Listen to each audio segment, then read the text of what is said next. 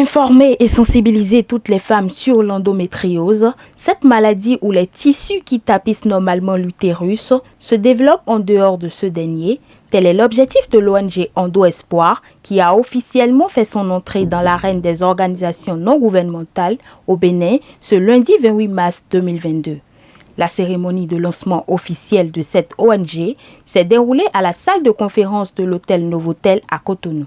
Victime de l'endométriose, Innocentia Aladagbe, présidente de l'ONG Endo Espoir, est engagée à agir aux côtés des autres femmes victimes de cette maladie vicieuse.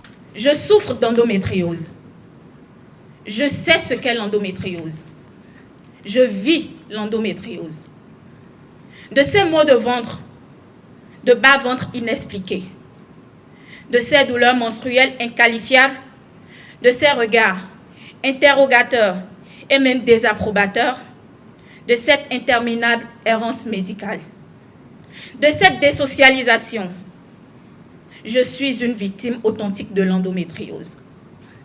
Je me garderai bien de vous dresser en détail la panoplie des manifestations et des conséquences de cette terrible maladie pour ne pas voir apparaître dans vos regards de l'apitoiement sur mon sort.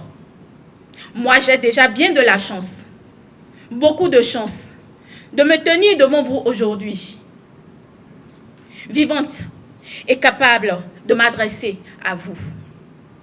Si je suis là, c'est non seulement pour porter la voix des autres victimes en général, mais également et surtout pour éclairer de nombreuses malades qui s'ignorent. Elle n'a pas manqué de rappeler les actions déjà menées par l'ONG pour lutter contre l'endométriose au Bénin. J'ai entamé une croisade contre l'endométriose. Nous étions sur plusieurs sites à Porto Novo, Cotonou, Abomey-Calavi et Parakou. Nous avons eu le bonheur de rencontrer des personnes formidables qui ont mobilisé des élèves, des étudiantes et étudiants, des femmes et hommes, membres d'associations de développement. Nous avons pu montrer à quel point la maladie était méconnue, mais aussi sournoisement présente partout à travers les symptômes décrits par certaines de nos interlocutrices. Nous avons pu mesurer le besoin d'information, de dépistage et d'accompagnement. Ces tournées qui n'en sont qu'à leur début nous ont confortés dans le fait que Endo Espoir devrait exister et doit maintenant grandir.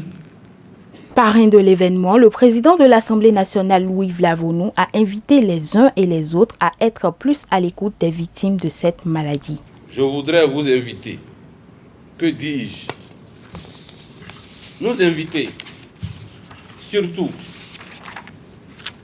nous les hommes, à faire attention aux femmes qui, dans notre entourage, sont potentiellement touchées par la maladie.